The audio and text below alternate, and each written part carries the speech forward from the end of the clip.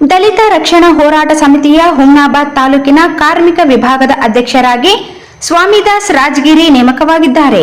ಸಂಘಟನೆಯ ಸಂಸ್ಥಾಪಕ ರಾಜ್ಯಾಧ್ಯಕ್ಷರಾದ ಪ್ರಕಾಶ್ ಹಳ್ಳಿಕೇಡ್ ಅವರ ಆದೇಶದ ಮೇರೆಗೆ ಜಿಲ್ಲಾ ಅಧ್ಯಕ್ಷರಾದ ಸಂಜು ಕುಮಾರ್ ಉಜಾನಿ, ರಾಜ್ಯ ಉಪಾಧ್ಯಕ್ಷರಾದ ಅನಿಲ್ ಕುಮಾರ್ ಕೌಟ ಅವರು ಸ್ವಾಮಿದಾಸ್ ಅವರಿಗೆ ನೀಡಿದ ಆದೇಶ ಪತ್ರದಲ್ಲಿ ತಕ್ಷಣ ಸಂಘಟನೆಯ ಕಾರ್ಮಿಕ ವಿಭಾಗ ಬಲಪಡಿಸಲು ಕಾರ್ಯಪ್ರವೃತ್ತರಾಗಲು ಸೂಚಿಸಿದರು. ಸಂಸ್ಥಾಪಕ ಅಧ್ಯಕ್ಷರಾದ ಪ್ರಕಾಶ್ ಹಳ್ಳಿಕೇಡ್ ಅವರು ಮಾತನಾಡಿ, ಎಲ್ಲೆಡೆ ವೇತನ, ರಜೆ ಮತ್ತು ಕೆಲಸದ ವೇಳೆಯಲ್ಲಿ ಕಾರ್ಮಿಕರ ಶೋಷಣೆ ನಡೆದಿದೆ. ಸುಪ್ರೀಂ ಕೋರ್ಟ್ ಆದೇಶದಂತೆ ಸಮಾನ ಕೆಲಸಕ್ಕೆ ಸಮಾನ ವೇತನ ಕೊಡುತ್ತಿಲ್ಲ.